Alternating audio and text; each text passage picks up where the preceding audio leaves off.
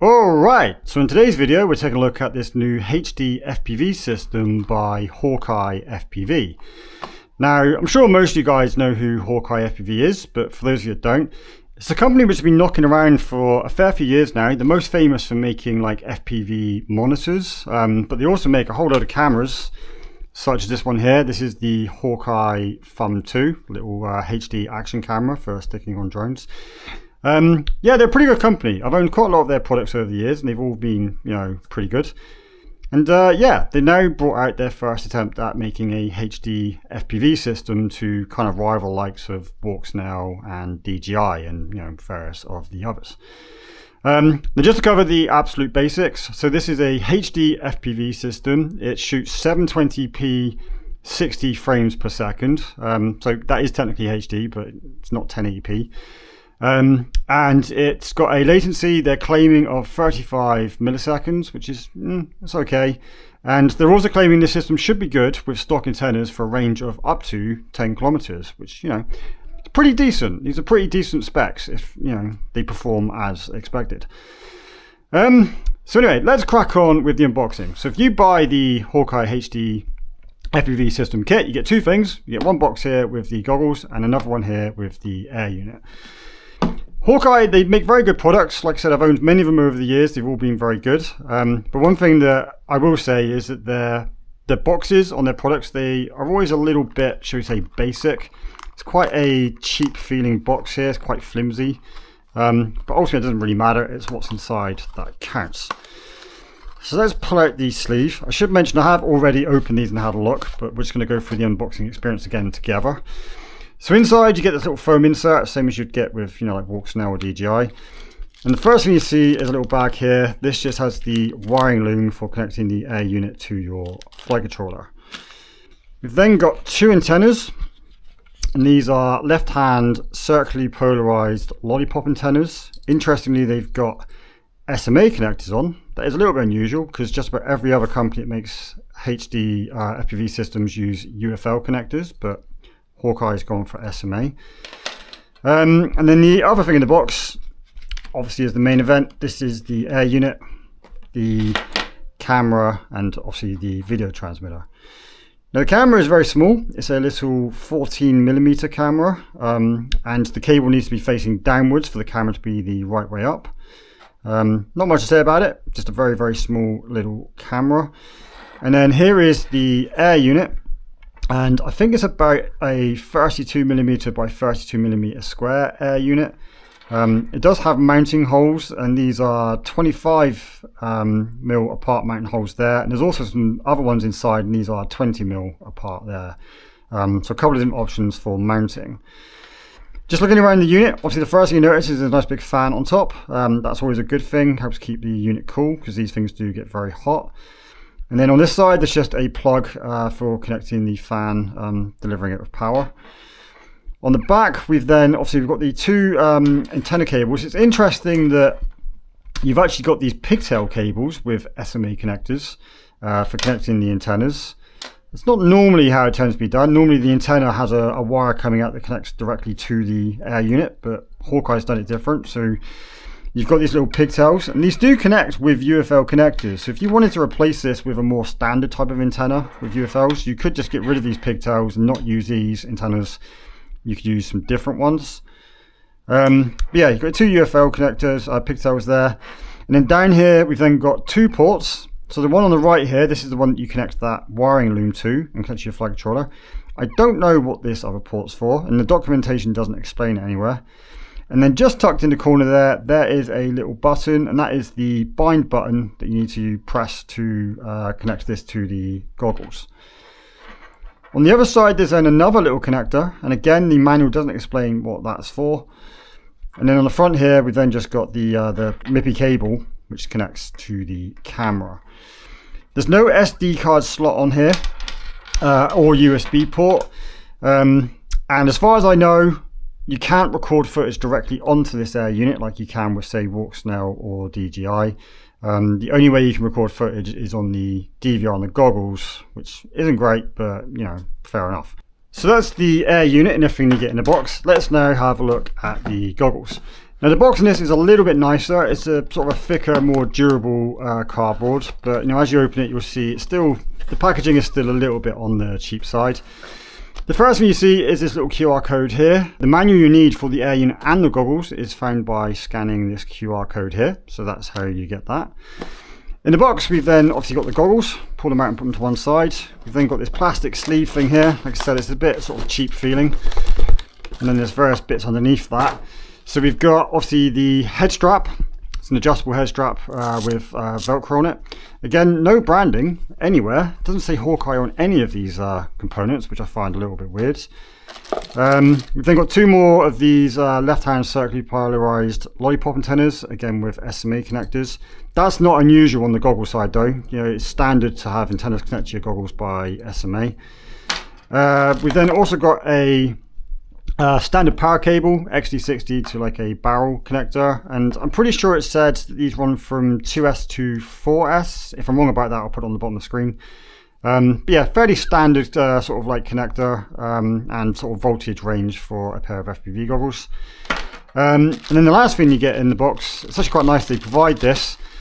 It's just a HDMI cable. It's a HDMI mini to a full-size HDMI. So if you want to connect the goggles to an external monitor, they actually provide you with the cable to do that. It's actually a really nice touch. There is also this little connector here, but I'm not actually sure what that is. If I figure it out, I'll put it on the bottom of the screen. So that's everything you get in the box. Let's have a look at the main event. Let's have a look at the goggles. Now, if you know what the Walksnail goggles L goggles look like, these look very familiar. They look almost identical, or at least superficially look almost identical. But there are a lot of differences. I think they've just kind of taken inspiration from that design. These are box goggles. They're actually quite small. I've owned box goggles that are way bigger than these, but these are quite small. And yeah, just take a little look around. So on the top here, these are the two SMA connectors for connecting those two antennas. We've then got a little directional joypad thing here, which is also a button that's used for accessing the menu and changing settings. And there's another button here. This is the record button for the DVR. We've also got some little holes here. These are for cooling, and on the front here there's also some holes there. That's for the intake fan for cooling. On this side here we've then got the SD card slot for that DVR. So if you want to record your flights, put an SD card in there and press the button there. Perfect. And then there's the little HDMI mini output. So if you want to connect the goggles here to an external monitor, that's where you do it. On the other side of the goggles, we've then got this little connector here. That's where the power cable connects in. And then just beside that, there's a tiny little hole there. When you power the goggles up, a little LED in there will glow blue, just to let you know they're powered on. Nothing on the bottom of the goggles there. And then moving to this side. So we've got some foam padding pre-installed, and this is Velcro, so you can replace it if needs be. They don't provide you with any other foam, which is a little bit annoying. So you are kind of stuck with this unless you can source some additional foam. For me, the fit isn't too bad on my face. There's quite a lot of light leak around the nose, but it's not terrible. It's I've certainly had worse on other pairs of goggles. Inside here, there are then just two little holes there. I'm not sure of this, but I think they're literally just little holes for blowing air in, just to help with demisting. And then we've then got the little window here with the two lenses in. Now, at first I thought that window looked very thin and narrow, but actually when you power the goggles up and you put it to your face and you look through there, it doesn't feel like you're looking through a narrow slit. It does actually feel like you're looking at a nice big screen. So actually, yeah, that actually works absolutely fine. So yeah, that is a very quick look at the goggles and the air unit, just to show you what you get in the kit. So let me now get everything kind of powered up and connected, and then we'll talk about things a little bit more. Okay, so it's a little bit later, and as you can see, I've now got my Hewing T2 on the bench here. And I've just finished installing the Hawkeye air unit into the T2, or at least getting it kind of wired in. And I've also just finished getting everything bound together. And yeah, actually it was a really nice and easy process. In terms of wiring, the wiring is really simple. I'll put a little wiring schematic up on the screen for you to have a look at. And then yeah, in terms of getting everything bound together, that was actually really simple. All I had to do was on the goggles, I had to just press the menu button there, And then the first thing you see in the menu is the option to bind, so I just selected that. And then on the air unit, all I had to do was then press the little bind button on the back, at which point these two, they just instantly bound. It was probably the quickest and easiest binding I've ever had of any HD FPV system. And yeah, it now seems to be working really well. As you can see, there's a little blue LED on the air unit that just lets you know that the unit is powered up and it's bound. And there is also that little blue LED that I told you about before. It's currently flashing because the goggles think that they're running out of battery, even though they're not. That's just because I'm using a Li-ion battery rather than a LiPo. But yeah, and the footage you're seeing on the screen now, this is coming directly out of the DVR on the goggles there. As you can see, when you record DVR on the goggles, it does include the OSD. So it's not like the WalkSnail system where you get a you get just the footage and then you can add the OSD on top if you want to. You get the OSD as part of the recording. Some of you may like that, others of you may not. And I haven't been able to find any way to record anything directly onto the air unit. As far as I can tell, there is no way to do that. So the only footage you get from this system is going to be the DVR from the goggles. Now you will notice on the OSD here, there are a lot of these weird little yellow artifacts everywhere. I haven't yet investigated that. I haven't even tried to troubleshoot it, but as far as I know, that's going to be probably a setting on ArduPilot on the drone. It's not an issue with the system itself. It's going to be an issue with ArduPilot. So we'll try and troubleshoot that and hopefully have it fixed before I obviously take this out and actually go flying. Now, a couple of things I just want to quickly mention. So at the moment, hopefully you can just about see in there, you know, I've got the image from the cameras going straight through to the goggles. That's obviously working very well. And if I press the menu button, you can see the menu pop up on the in the screen on there. That's absolutely fine. The reason why I mention that is because there is the HDMI port on the side of the goggles there. Now, I just want to show you, if I connect the goggles to an external monitor like this, and this will just take a moment for the image to come through. There you go. So now the image from the goggles is now appearing on the screen here, and superficially that seems like a really good thing. But annoyingly, what I've discovered is that now that this external monitor is connected and we've got the image on here, there's no picture appearing in the goggles. It turns out that you can't have both. If you want to have an external monitor connected, that's absolutely fine, but it turns the screen off in the goggles. You can't have both of them running at the same time. That's really annoying. I don't know why they've done it like that, but long story short, it means that you can't allow anybody to spectate your flight by watching on a screen. You'll also have to use the screen because you can't obviously look in the goggles at the same time. And the other thing I've noticed as well is that, you know, when you've got the goggles connected to this external monitor, if I now press the menu button, you can't see the menu. For some reason, the menu doesn't show up on an external monitor. So that means that if you want to make any changes, you have to do it in the goggles with the monitor not connected. You can't do it when the monitor is connected. Just thought that was something worth mentioning. Now, I have read that these goggles do have a broadcast mode, so if people want to spectate your flights, there is a way for them to do it. But as far as I can tell, this works in the same way as it does with like the WalkSnail and the DJI system.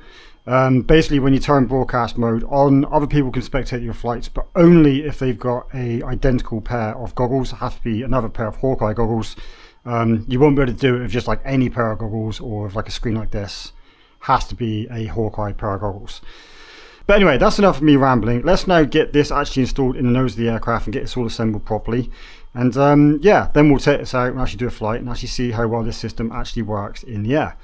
Let's go. Okay, so it's been a couple of days since I've recorded that bit of footage that you just saw there. And over the last couple of days, I've then been out and I've actually tested the Hawkeye FPV system properly on one of my drones, actually doing some flying with it. And yeah, I'm now going to kind of share my experiences with you. And I'm going to get straight to the point with this. Unfortunately, I've had kind of mixed results with the system. Now, as I mentioned earlier on, I've been using Hawkeye products for many years now, and they've all been very, very good. Genuinely, they've all been very, very good. So I did have quite high sort of expectations that this system would actually be pretty good. But yeah, unfortunately, maybe not so much. So the footage I'm going to put on screen now, this is from my first flight that I did, the absolute first flight that I did. And almost immediately, just as the drone was taking off, I saw a little bit of pixelation. Now, at the time, I sort of wrote this off that, maybe because the drone was directly above me, it's kind of in the null zone of the antennas. And that's why there's a little bit of signal loss. So I kind of forgave that. I let the drone, actually get properly up into the air, and then I sort of sent it out to do, a little bit of flying. And because of where I live, legally I can't do sort of like long range or anything. But because the Hewing T2 is quite a big aircraft, I can sort of fly it out to sort of about 1 kilometer and just about maintain line of sight. So that was my goal, to sort of, fly out to sort of about 1 kilometer and just sort of do some circuits and stuff and see how I got on.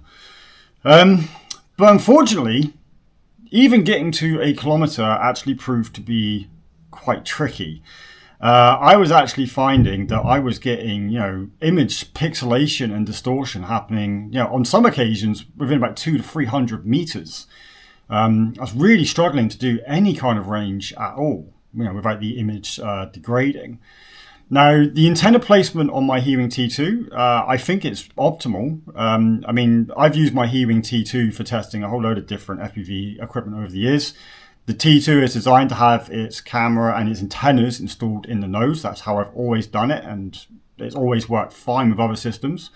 So that's how I did it with the Hawkeye system. So yeah, I think the antenna placement is absolutely fine, but I was finding that, depending on how the aircraft was moving, if the aircraft was maybe slightly side on to, me on the ground or in different orientations, the signal was, coming and going quite dramatically. Now, the Hawkeye system, I think the maximum bit rate you can get is 12 megabits per second, which is a little bit on the low side anyway. But I was rarely getting 12 megabits per second. I was often getting 6 megabits or 2 megabits. And when it gets really bad, it goes all the way down to 0.2 megabits per second. Now, the DVR on the goggles, it's a little bit annoying, is that if you get a really bad signal loss, the DVR just ignores those frames. So you're not actually able to see exactly what I could see in the goggles. But when I was getting, signal loss, it would go a little bit pixelated. If you went all the way down to 0.2 megabits per second, you then kind of get like this sort of like rainbow sort of stripy distortion, kind of similar to what you get with HD0. I was briefly getting that for a bit, and like the image would freeze every now and again. Like I said, you can't see that in the DVR recording though, so obviously you're going to have to take my word for it that that's what I was seeing. So yeah, my experience on that first flight, I was actually really quite disheartened. I was expecting way better than this. I did on one occasion just about manage to get to 1 kilometer, but that's only when rather than flying a straight line out, I had to kind of like do a big curved path, which I guess meant that the antennas weren't being blocked by the tail of the aircraft, which really shouldn't have been an issue. And I should mention, I was doing this test with the system at 1,000 milliwatts. This is the maximum power that the system could do. And bear in mind that when I fly walk snail, I know walk snail can go up to like 1.2 or maybe even 2 watts, not really sure, but I always fly my walk snail stuff on 700 milliwatts. And the location where I'm flying, I've flown my walk snail stuff there loads of times, and I know I can easily get 1 kilometer with that system. So yeah, I wasn't really sure what was going on. I was really expecting to get better than this, and yet I was getting really, really bad performance. Now, I did wonder if maybe there just happened to be some really bad RF noise in the air that day. I mean, I've flown at this location loads of times and I've never had issues, but I sort of wondered maybe, for example, maybe there's lots of solar activity. So I did check on that day just to see, was there a big spike in solar activity that could be, upsetting the signal? But it turns out that there wasn't. Now, obviously, there's always still the possibility that maybe it's just some local RF noise. There's a town not that far away, so maybe there's some local RF noise. So I thought that the sensible thing to then do would be to go and do another test, but do it at a completely different location. So I ended up traveling, it's probably about 20, 30 miles to another one of my flying spots. And this one's even more remote than the first one. It's way out in the sticks. The nearest town is, like probably 10 miles away or something. So there really should be absolutely no RF noise out there whatsoever. And yeah, I did another flight there, and it was even worse. At that location, you know, I was struggling to even get like 100 meters. Yeah, it was really, really pixelated, and the image was freezing and jittering a lot. Now, I would love to show you the footage from that, but unfortunately, for reasons unknown, there was no DVR recording at the end of the flight. And I know that I very specifically checked repeatedly that, you know, the DVR was recording. You know, in the screen on the top left, if the DVR is recording, you see a little red R symbol appear. I 100% know that I definitely saw that R. It was definitely recording, but I got no footage from that flight, which is very annoying. So anyway, I ended up having to go out on the very next day and do another flight with this system at the same location that I just went to, the one in the middle of nowhere. I did another flight there, and interestingly, things actually worked better on that day. I was able to actually, you know, get to a kilometer a couple of times without any major issue. And, you know, I was still seeing some pixelation, more than I would expect. You know, I was seeing it occasionally at like 200-300 meters here and there. It was kind of coming and going. And especially as the aircraft was turning, I was getting bits of pixelation. But it was nowhere near as bad as it was the day before. So that's interesting, and I'm not really sure what to make of it. Now, I have messaged Hawkeye and kind of communicated this with them. I don't think it'd be fair for me to just, you know, test it once, not get a good result, and then not give them a chance to sort of, you know, maybe come up with some ideas of things I could try. But they didn't really come back with very much. You know, they sort of said, like, you know, make sure the antennas are attached correctly, make sure that, you know, they're in optimal positions, things like that. And, you know, try using different channels, which I did do.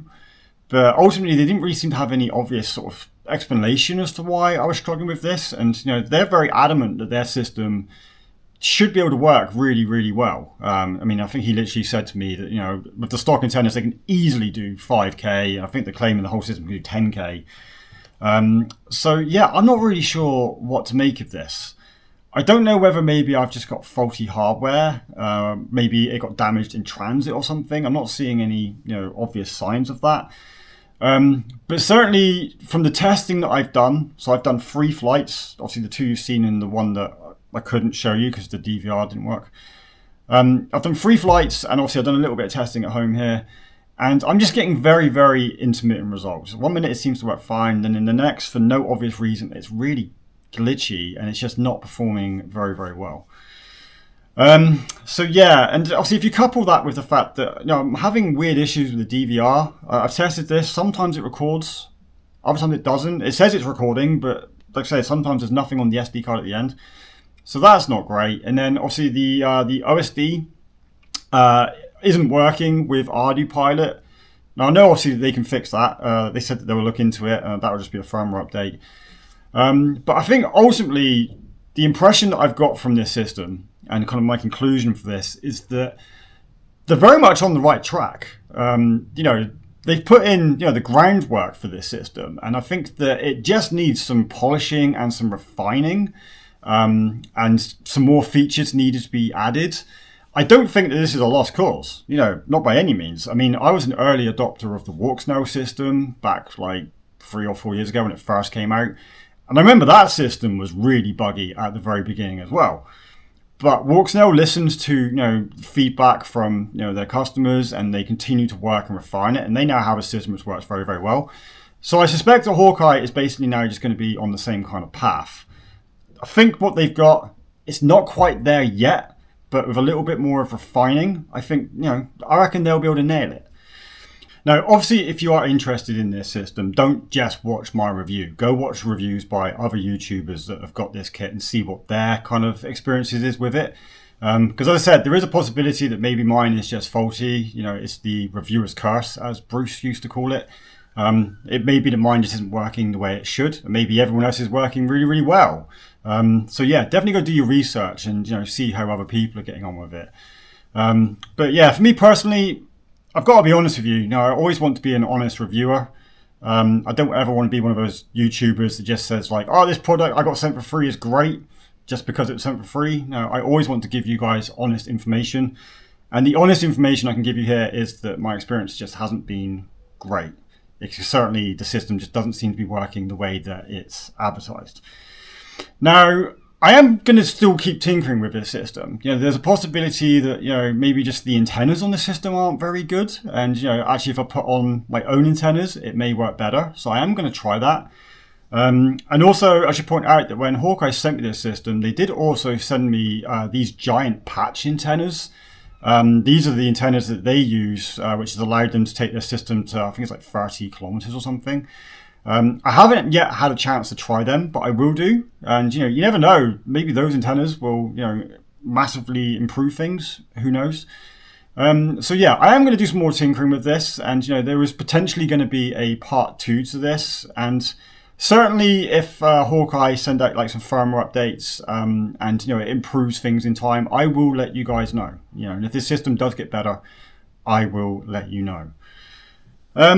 So yeah, the last thing is just latency, because I know that someone's going to ask about latency. I haven't done a latency test at the time of recording this. However, I will do one, and I'll put the results up there. They're claiming 35 milliseconds. I mean, certainly when I was flying my fixed wing, I couldn't notice any obvious lag. Obviously, fixed wings, especially the one I was flying, it's not like I'm doing like fast proximity or anything, so it wouldn't really be noticeable. But I didn't notice any obvious lag, but hopefully whatever I put up there will tell you, and hopefully it won't be too bad. So yeah, anyway, that's basically everything that I've got for you today. As always, if you've enjoyed watching this video, please do give it a like down below. And yeah, I guess I'll catch you in the next one. Cheers, guys!